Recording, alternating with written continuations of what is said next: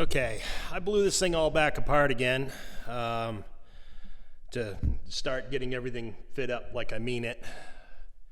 And I noticed one thing. I'm starting to think, I've gone through and watched all the Amazing Metalworks series again on doing this rear clip, and there's a lot to it. But one thing I'm thinking about doing now that I wasn't thinking about before, just because of the way you have to roll this rear panel in and out, I'm thinking I want to remove this to here. So drill out the spot welds here, pop this off. Then I can build the rear of this thing very similar to a regular coupe.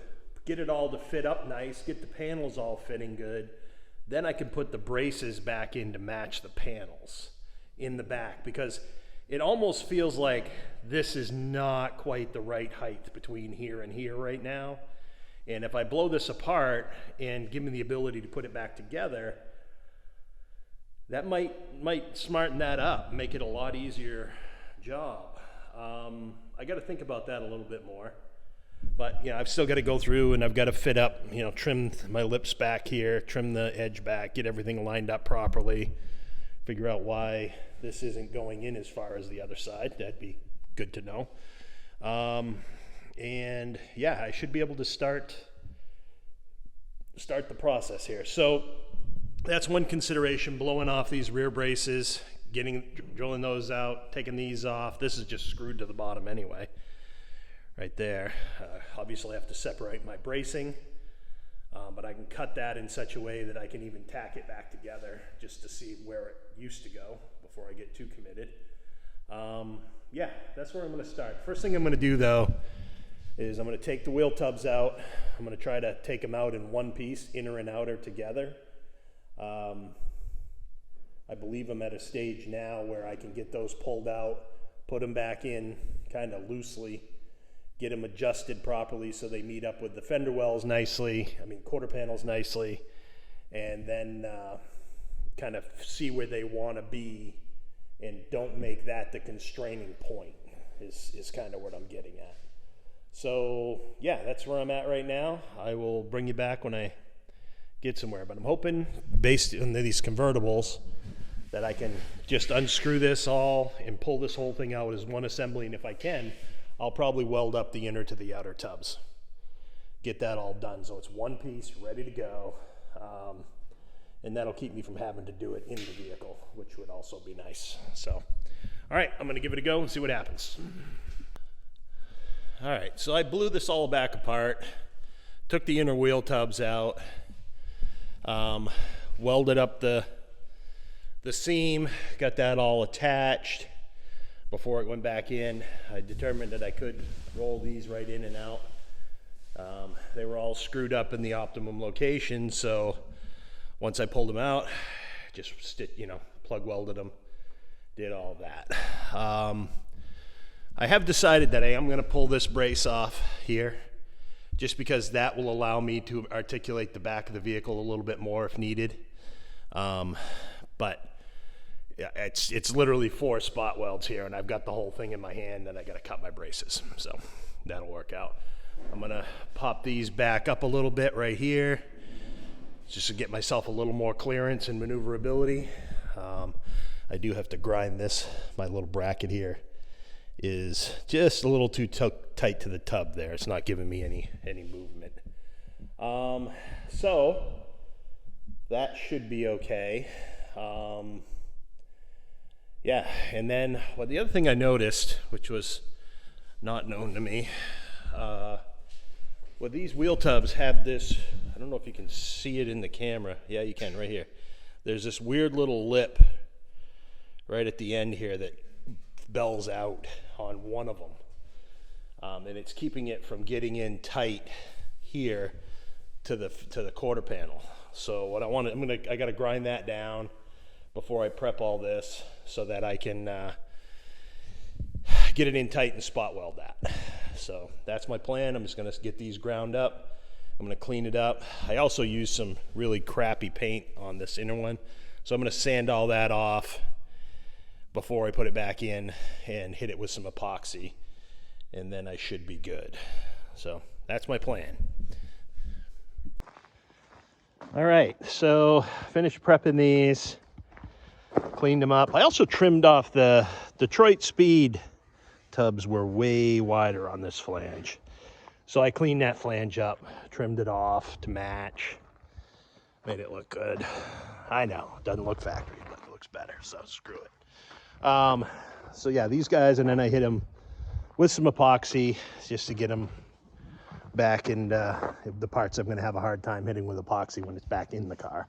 So yeah, that looks good. Just again, I used that 2K rattle can epoxy, worked really well. So then I went to doing the final fit up on this inner tail panel. This guy. This is where it welds to the frame rail in the back. So I drilled the holes out for that. I drilled some holes in here so that when it got to sitting tight against the trunk drop, I can plug weld those from the inside. Real easy. This was interesting. I ended up having to move the flange on the left frame rail about a little over 1/8 of an inch to get it to suck in properly. Once I did that, everything fit fine. So, and when I looked at the flanges, they looked longer than the other side. So I did adjust on those a little bit. Got that fitting really good. I'm happy with where that sits now. So I'm gonna do one quick test fit of the tail panel on top of that. Just make sure everything was in, no interference. And then I'm going to move on and I'm waiting for my door hinges to get back. I did get an email Friday from the gentleman saying that he was working on them. So he's really backlogged. Sounds like a super nice guy. His name is Willie, and Willie is working on those.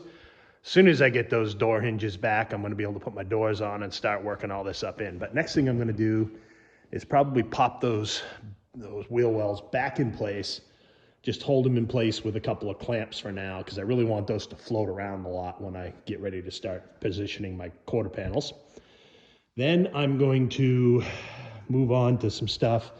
One of the things that I need to check is that the hole openings here for these screws have full travel of the screw, and grind on them a little bit if they don't. You can see down here, you can move that nut down and out of the way quite a bit. So might want to open these holes a little bit up with the die grinder. They look pretty heavy. So anyway, I will just attempt to work on that a little bit, and then I will go ahead, do the same thing on the other side. I've got a crack on the panel, and inside panel of the doors. Looks like it's right above where the pull handle was. So I'm just gonna probably put a little patch in behind that just to reinforce it if that area was inherently a weak spot, but it looks like it was. So if I can do that, I will snap those doors, get those ready for when the hinges come back, and hopefully within a week or two, I'll have those and I'll be ready to start fitting up the quarters for real. But there's a bunch of stuff I could do pre-work that I'm working on right now just to make sure everything else in the underpinning is right. And it's looking pretty good right now. So we'll move on from there. All right, so here's the door. This is that that crack I was talking about. I'm noticing this on both doors.